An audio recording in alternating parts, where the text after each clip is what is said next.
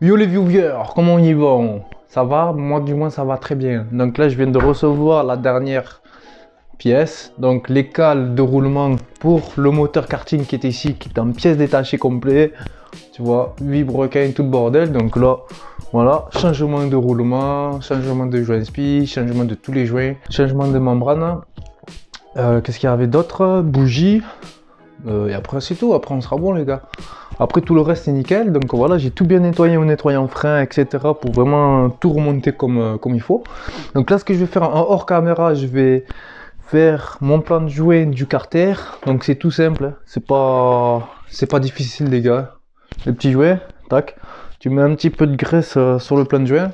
Tu colles ça dessus, hop, et après tu auras le marquage dessiné et tu n'auras plus qu'à découper. Ce qu'il faut faire attention, c'est à ce niveau-là. Au niveau du plan de joint de cylindre, il faut le laisser un peu dépasser. Voilà, tu le laisses dépasser un peu comme ça. Voilà, après tu viendras le couper avec un cutter ARA quand le moteur il sera fermé bien sûr.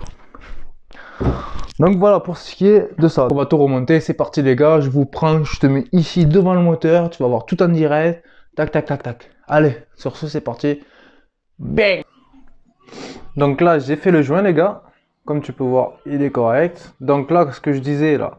Donc voilà, là sur le plan de joint de la boîte à clapper, je laisse un petit bout qui dépasse. Je le coupe pas pour l'instant. J'attends que tout soit refermé pour le couper à ras avec un cutter.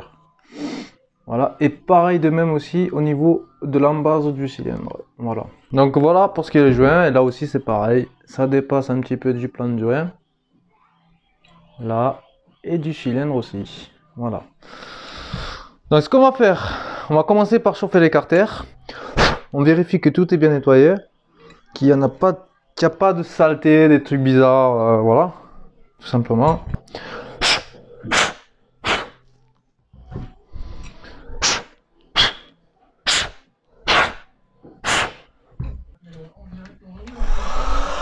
Donc voilà, on prend l'écarter, on les chauffe bien pour pouvoir emboîter les roulements sans forcer. Les roulements, je les ai nettoyés au nettoyant frein et aspergés de W40. Donc voilà, je préfère, comme ça au moins il n'y a pas d'émail, il ne reste pas d'émail ou des trucs bizarres. Donc là ça tourne bien sans forcer, c'est nickel. Donc aussi les reilles, pour savoir si c'est chaud, tu prends une goutte de bave, comme ça une goutte de bave, et tu la mets là où tu vas mettre le roulement. Donc si ça frétille, si ça bulle, eh ben c'est que c'est bon, c'est chaud. Voilà, tout simplement. Donc là c'est pas chaud, on continue, on chauffe tout ce merdier et ben, on se reprend quand ça va s'emboîter. Hein. Tout simplement. Hein. L'essence de roulement. Donc il y en a beaucoup qui devraient se poser la question. Donc pour ce coup là, bon, désolé si on m'entend pas bien, hein, ça chauffe. Donc là comme tu peux voir, tu as le graissage au fond. Tu vois, au fond là où le roulement vient se plaquer dessus. Donc c'est simple. Tu vois là tu as les billes apparentes. Et là tu as la cage.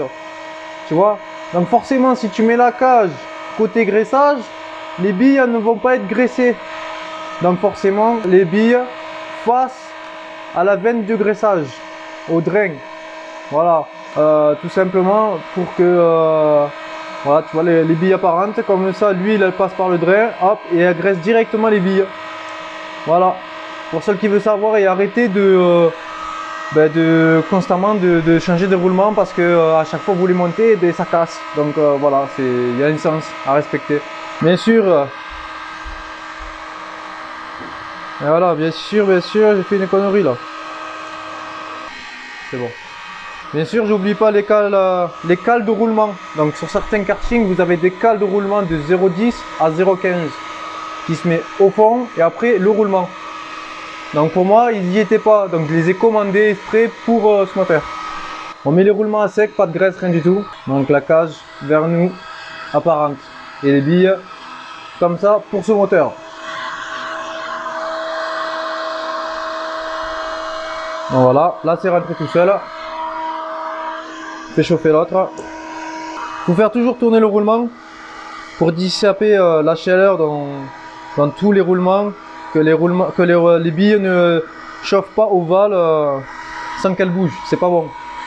Donc voilà, on tourne, tant que c'est chaud on tourne.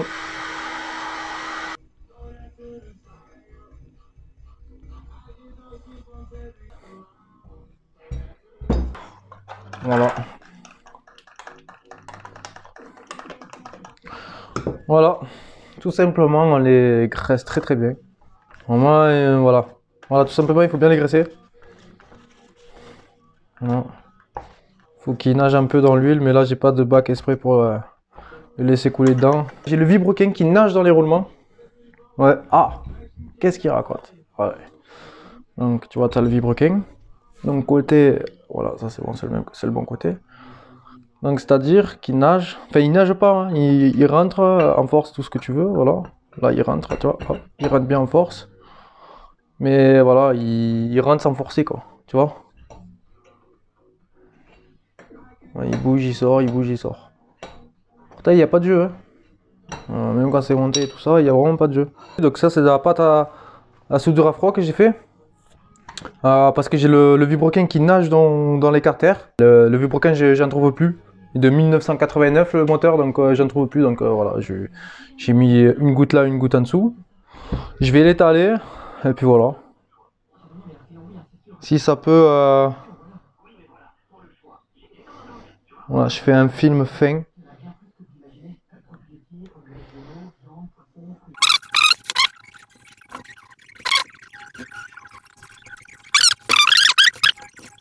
Allez hop, là j'emboîte les gars. Il n'y a plus de temps à perdre.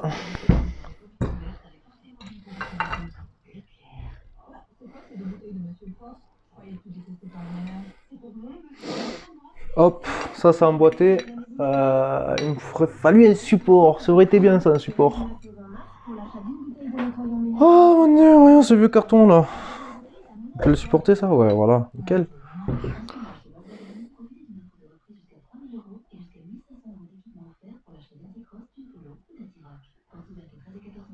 Normalement, il est scotché.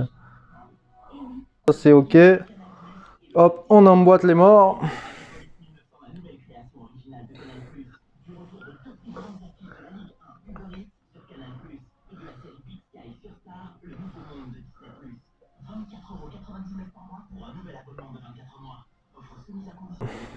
On regarde que tout le joint il soit bien mis correctement et tout ça.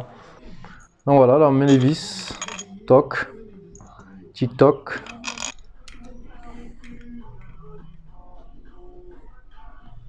Donc forcément ça va forcer un peu parce qu'il ben, si tu visses un peu dans le joint, donc voilà, ça commence à se casser la gueule ce truc là. Bon ben, on va le poser au sol.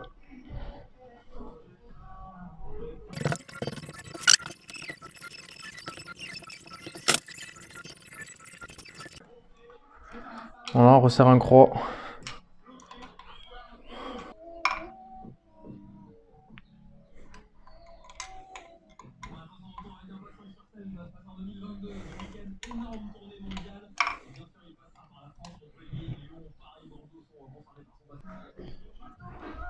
Ah non, ça va.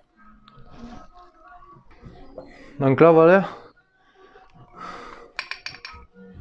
tu vois que le vélo il tourne avec le roulement. Voilà, là ça tourne avec le roulement, alors qu'avant non. Le truc du roulement là qui vient prendre le vélo, ben ça restait, ça bougeait pas et ça tournait pas avec le vélo. Là ça bouge. Voilà. Et là aussi. Voilà. On peut voir qu'il y a un petit peu voilà, la patte, donc c'est cool. Donc là, tu vois les petits joints là. Moi ce que je fais, je les aplatis comme ça.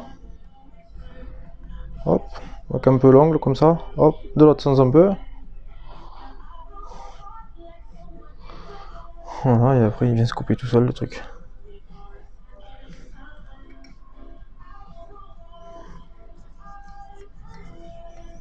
Fais gaffe de pas couper le carter pour pas mettre un morceau d'alu dans le moteur. Voilà, on laisse un peu dépasser. On l'aplatit un peu avec le doigt. Pareil, hein.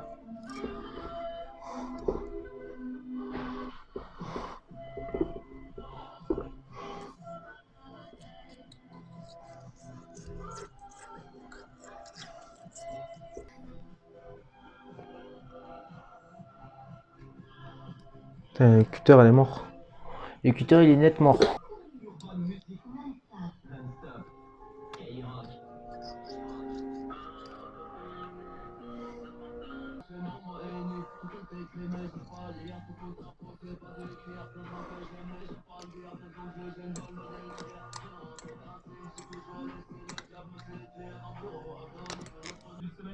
Je sais pas si tu peux voir les plans de joint, voilà, là c'est correct.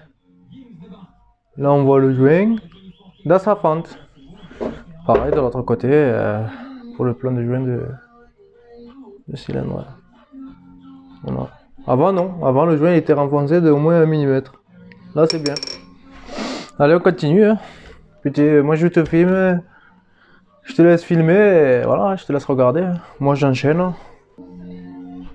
Donc le piston, nickel chrome que j'ai nettoyé.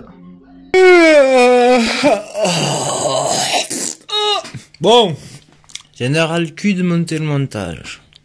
Déjà d'une, parce que personne ne regarde plus de 10 minutes une vidéo et encore 5 minutes, il la regarde même pas entière.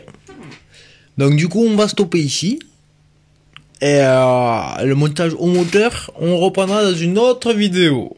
Parce que je fais plusieurs réglages, du coup voilà. Comment monter son bas moteur. Et après je vais refaire une deuxième vidéo, comment je monte mon haut moteur. Donc là c'est simple, là, le bas moteur tu le fais pour tout et avec n'importe quoi. Dans cette vidéo j'ai pas monté les joints SPI.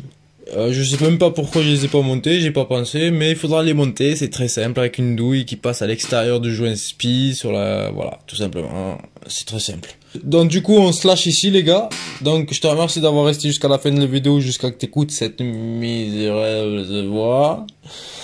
Et du coup, je t'invite à t'abonner sur mon Instagram, Sect66, et sur la chaîne YouTube, et commenter, like la vidéo si ça t'a plu.